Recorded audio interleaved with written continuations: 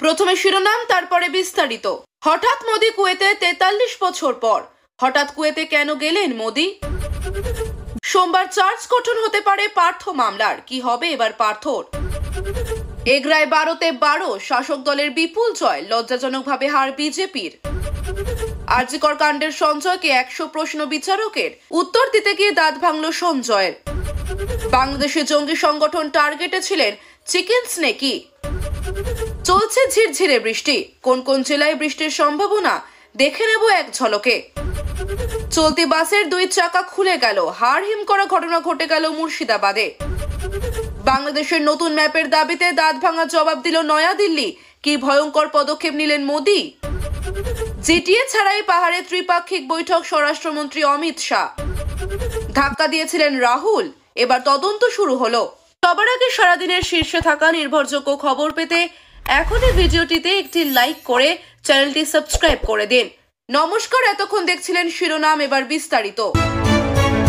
হঠাৎ মোদি কুয়েতে, 43 বছর পর হঠাৎ কুয়েতে কেন গেলেন মোদি?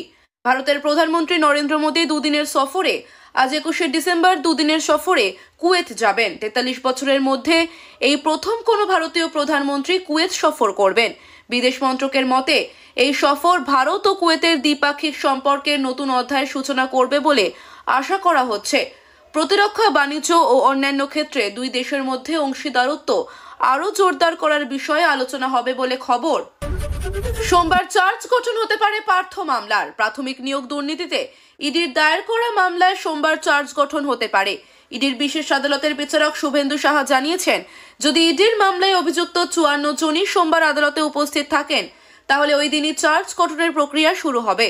দিন দুয়েক আগে এই মামলার শুনানিতে জেলবন্দি পার্থ চট্টোপাধ্যায়ের জামি কল্যাণময় ভট্টাচার্যের আইনজীবীর উদ্দেশ্যে আদালত বলেছিল তার মক্কেল যেন সশরীরে হাজির থাকেন। এগরায় 12তে 12, শাসক দলের বিপুল জয়, লজ্জাজনকভাবে হার বিজেপির। এগরায় সমবায় সমিতির ভোটে বিরাট জয় তৃণমূলের। কার্যত খাতায় খুলতে পারল না গেরুয়া শিবির। কাথির সমবায় সমিতির ভোটে তৃণমূলের বিরাট জয়ের পরেও সেখানে কয়েক কিলোমিটার দূরে আর এক সমবায় সমস্ত আসনেই পরাজিত পদ্ম শিবির, জানিয়ে কটাক্ষ তৃণমূল। এগরার জুমকি সমবায় সমিতিতে 12টি আসনের মধ্যে 12টিতে জয়ী হল ঘাসফুল শিবির। এর ফলে সমবায়টির দখল নিল তৃণমূল। শাসক দলের দাবি, বিজেপির চরম সাংগঠনিক দুর্বলতা প্রমাণ করেছে এই ফল। আরজিকর কাণ্ডের সঞ্জয়কে 100 প্রশ্ন বিচারকের, উত্তর দিতে গিয়ে দাঁত ভাঙল সঞ্জয়ের। সূত্রের খবর, শুক্রবার আরজিকর মেডিকেল কলেজ এবং হাসপাতালের তরুণী চিকিৎসকের ধর্ষণ এবং খুনের মামলার মূল অভিযুক্ত সিভিক ভলেন্টিয়ার সঞ্জয় রায়কে 100-র বেশি প্রশ্ন করেন শিয়ালদা আদালতের বিচারক। প্রায় 6 ঘন্টা ধরে চলে সেই প্রশ্নোত্তর পর্ব। যে অভিযোগ উঠেছে, সাক্ষীরা যে বিষয় জানিয়েছেন, সেই সংক্রান্ত বিভিন্ন বিষয় নিয়ে সঞ্জয়কে প্রশ্ন করেন বিচারক। খুঁটিয়ে বিভিন্ন বিষয় নিয়ে জানতে চান বলে সূত্রের খবর। বাংলাদেশের নতুন ম্যাপের দাবিতে দাঁত ভাঙা জবাব দিল নয়াদিল্লি। কি ভয়ঙ্কর পদক্ষেপ নিলেন মোদি? জানার আগে ভিডিওটি দেখে লাইক করে দেখতে থাকুন। বাংলাদেশে জঙ্গি সংগঠন টার্গেটে ছিল চিকেন স্নেকি। বাংলা, অসম, কেরল থেকে গ্রেফতার বাংলাদেশি জঙ্গি সংগঠন আনসারুল্লাহ বাংলা টিম বা এবিটির 8 জঙ্গি। জেরায় পুলিশ জানতে পেরেছে শিলিগুড়ির চিকেন স্নেকি ছিল আল কায়দার এই শাখা সংগঠনের টার্গেট।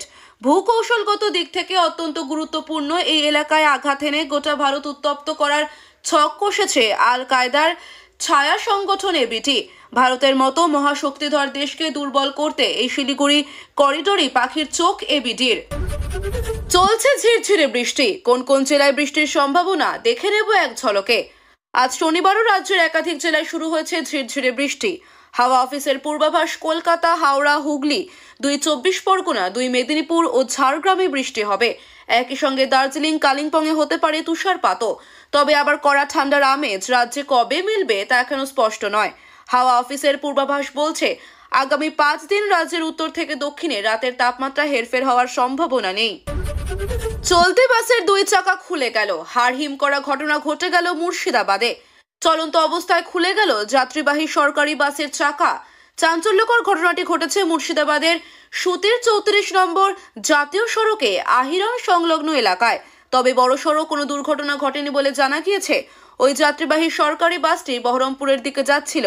আহিরন ব্রিজ পার হতেই আচমকাই বাসের পিছনের 2টি চাকা খুলে যায়, যার ফলে ঝাঁকুনি দিয়ে মাঝরাস্তায় দাঁড়িয়ে পড়ে বাসটি। যাত্রীরা সকলেই সুরক্ষিত রয়েছেন বলে জানা গিয়েছে। বাংলাদেশের নতুন ম্যাপের দাবিতে দাঁত ভাঙা জবাব দিল নয়াদিল্লি। মোহাম্মদ ইউনূসের ঘনিষ্ঠ বলে পরিচিত মাহফুজ আলমের পোস্ট ঘিরে বিতর্ক। বাংলাদেশের মানচিত্র বলে দাবি করে সম্প্রতি একটি ছবি পোস্ট করেন মাহফুজ। সেই মানচিত্রে পশ্চিমবঙ্গ, অসম, ত্রিপুরাকে বাংলাদেশের অংশ হিসেবে দেখানো হয়েছে। এরপর ইউনূস সরকারকে কার্যত সতর্ক করল নয়াদিল্লি। বিদেশ মন্ত্রকের করা বার্তা ভাষা নিয়ে আরও সংযত হন। প্রসঙ্গত, ইতিমধ্যেই সেই পোস্ট মুছে দিয়েছেন মাহফুজ। জিটিএ ছাড়াই পাহাড়ের ত্রিপাক্ষিক বৈঠক স্বরাষ্ট্রমন্ত্রী অমিত শাহ। পাহাড় সমস্যার স্থায়ী সমাধানে ফের ত্রিপাক্ষিক বৈঠক করার সিদ্ধান্ত নিয়েছে কেন্দ্র সরকার। 2025 সালের গোড়াতেই পাহাড়ে এই বৈঠকের আয়োজন করতে সাংসদ রাজু বিস্তাকে নির্দেশ দিলেন কেন্দ্রীয় স্বরাষ্ট্রমন্ত্রী অমিত শাহ।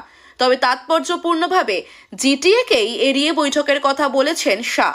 তৃণমূল ঘনিষ্ঠতা থাকায় অনিত থাপার দল বিজেপি-এমকেও স্বরাষ্ট্রমন্ত্রী আমন্ত্রণ না জানানোর নির্দেশ দিয়েছেন বলে সূত্রের খবর। ধাক্কা দিয়েছিলেন রাহুল, এবার তদন্ত শুরু হলো। রাহুল গান্ধী কি সংসদে ধাক্কাধাক্কি করেছিলেন? তার ধাক্কার জেরে কি বিজেপির 2 সাংসদ পড়ে গিয়ে মাথায় চোট পেয়েছেন? লোকসভার বিরোধী দলনেতার বিরুদ্ধে দায়ের করা বিজেপির এফআইআর এর ভিত্তিতে তদন্ত শুরু করেছে দিল্লি পুলিশ। তদন্তভার দেওয়া হয়েছে অপরাধ দমন শাখাকে। ভারতীয় ন্যায় সংহিতার একাধিক ধারায় রাহুলের বিরুদ্ধে এফআইআর দায়ের করেছে পুলিশ।